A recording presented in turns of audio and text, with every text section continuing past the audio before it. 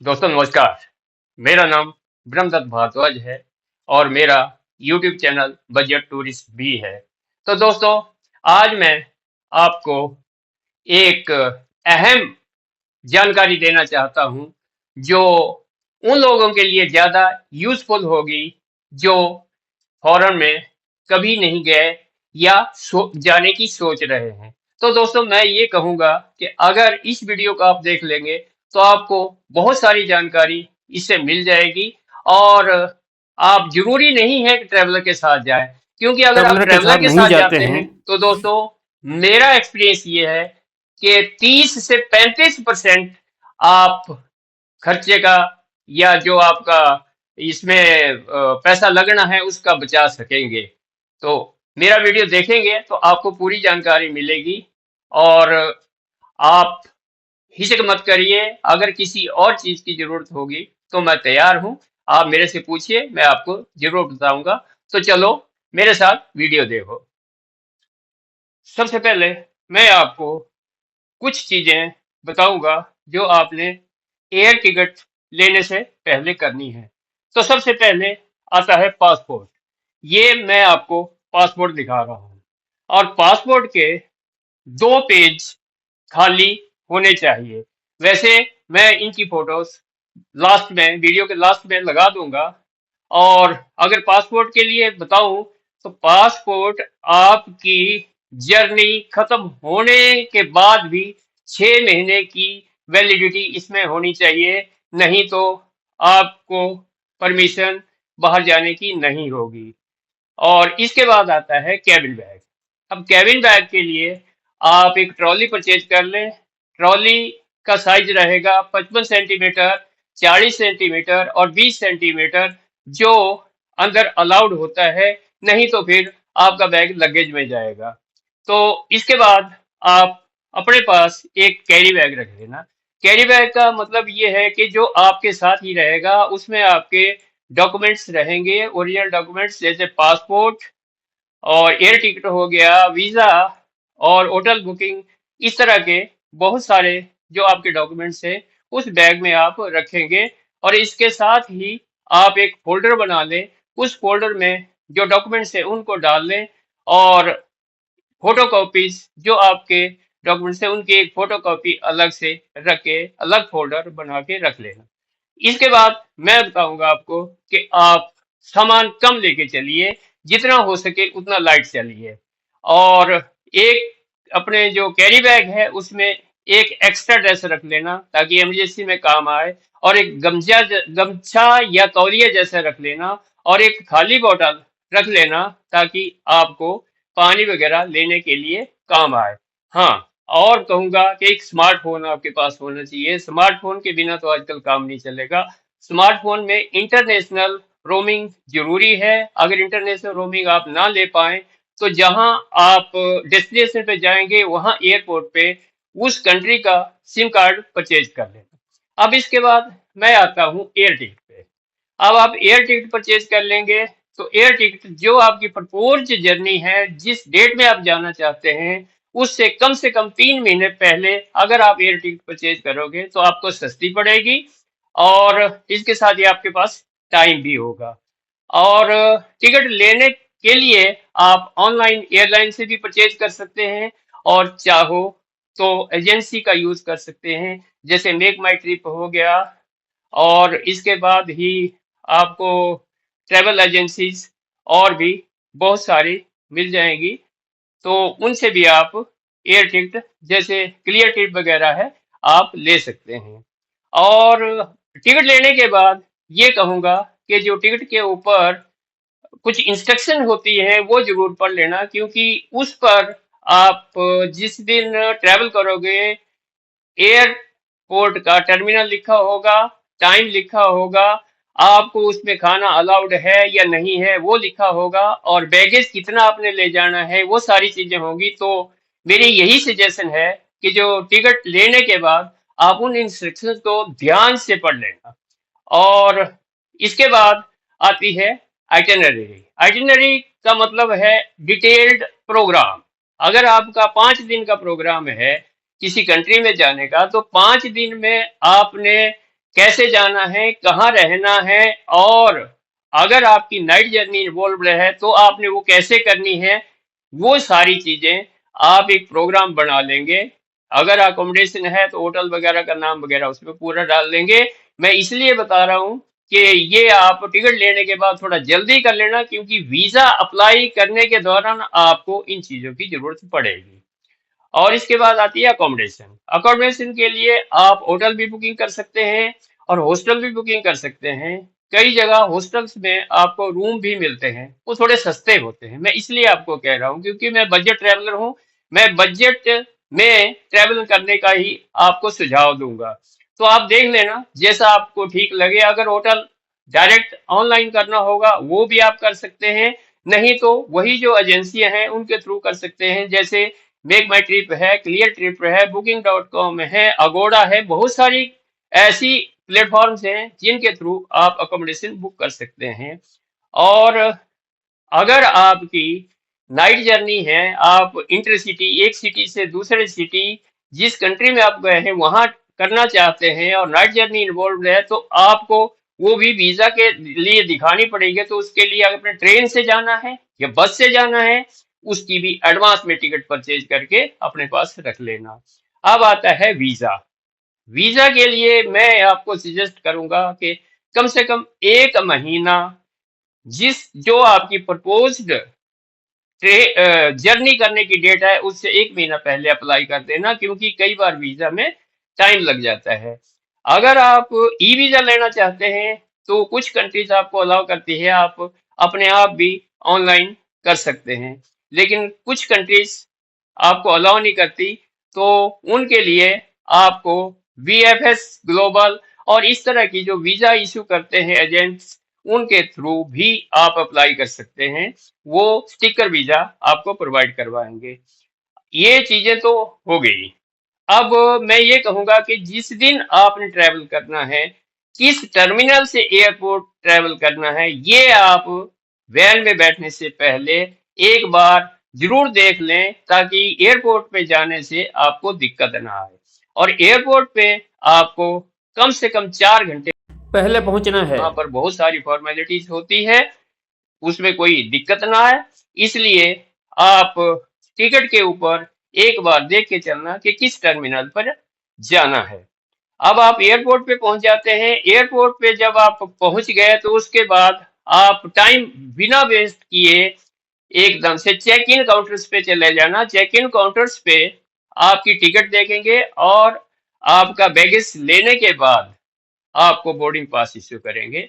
Boarding pass पे आपको instruction दी जाएगी, अब आपने आगे कहाँ जाना है। तो आगे बताएंगे वो, कोई इमिग्रेशन क्लियरेंस के लिए आपको कुछ काउंटर का नंबर देंगे, तो आप वहां चले जाना। इमिग्रेशन क्लियर करने के बाद साथ ही आपका सिक्योरिटी चेक हो जाएगा। जब आपका सिक्योरिटी चेक हो जाएगा तो उसके बाद आपको डायरेक्शन होगी कि आप बोर्डिंग गेट्स पे पहुंच जाइए। बोर्डिंग गेट्स पे पहुंचने के लिए वैसे मैं ये कहूंगा कि आपके पास टाइम होता है, और फिर भी मैं ये कहूंगा कि बजाय इधर उधर घूमने से आप वहीं चले जाइए जहां से आपकी बोर्डिंग होनी है। वहां पर डिस्प्ले बोर्ड्स लगे होते हैं, आप लगातार डिस्प्ले बोर्ड टाइम टाइम से देखते रहें, क्योंकि कई बार क्या होता है कि पहले वो आपको कोई और गेट बता देते हैं, लेकिन जब बोर्डिंग होने से 15-20 मिनट रह जाते हैं तो वो बोर्डिंग गेट चेंज हो जाता है। ये मेरा तजर्बा है, इसलिए बीच बीच में आप डिस्प्ले बोर्ड देखते रहें ताकि कोई दिक्कत ना आए।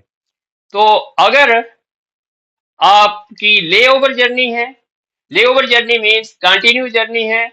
आप 2 लेग में जाएंगे, एक पहले लेग में आपने बीच में उतरना है और उसके बाद दूसरी प्लेन लेने के बाद आप जर्नी कंप्लीट करेंगे। तो दोस्तों ये कहूंगा कि जैसे ही आप फर्स्ट जर्नी से एयरपोर्ट पे पहुंचेंगे तो आप अराइवल पे पहुंचेंगे।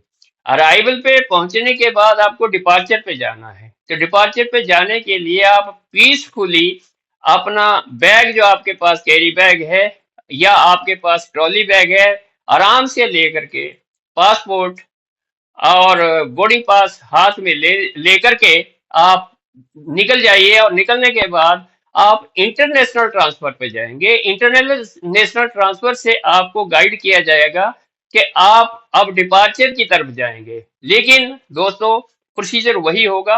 आपका इमिग्रेशन भी होगा वहां, आपका सिक्योरिटी चेक भी होगा, और फिर आपको बोर्डिंग गेट्स के लिए डायरेक्ट किया जाएगा। तो दोस्तों, इसी तरह से आप बोर्डिंग गेट्स पे चले जाएंगे, और वहां से जैसा टाइम होगा, अकॉर्डिंग टू कॉल, आप नेक्स्ट जर्नी के लिए एयरक्राफ्ट में बैठ जाएंगे।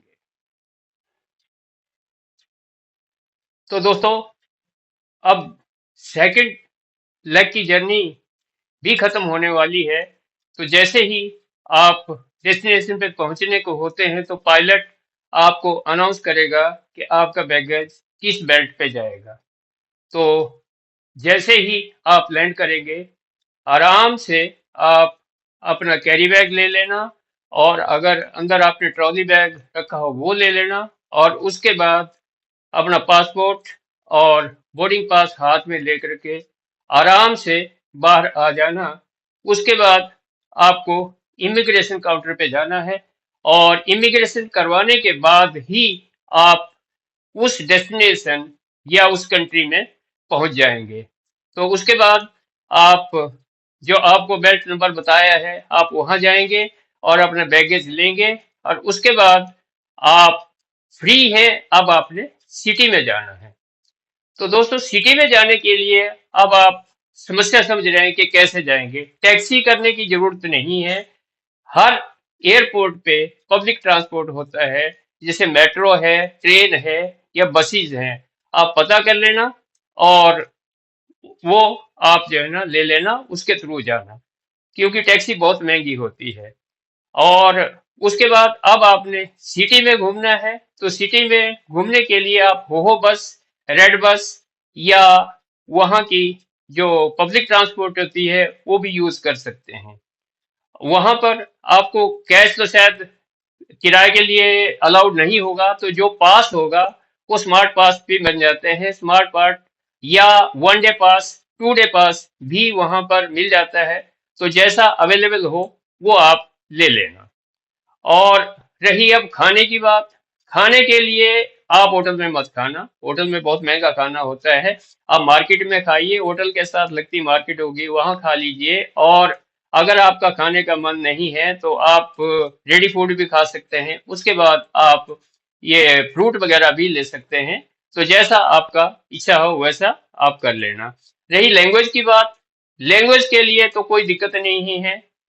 ऑल वर्ल्ड में इंग्लिश आपका काम चला देगी। और अगर फिर भी आप समझे तो अपने स्मार्टफोन में ऐप जो है ना, जो लैंग्वेज कन्वर्ट करने की ऐप है वो डाउनलोड कर लेना, ताकि उससे आपको हेल्प मिलेगी। अब रहा मनी एक्सचेंज।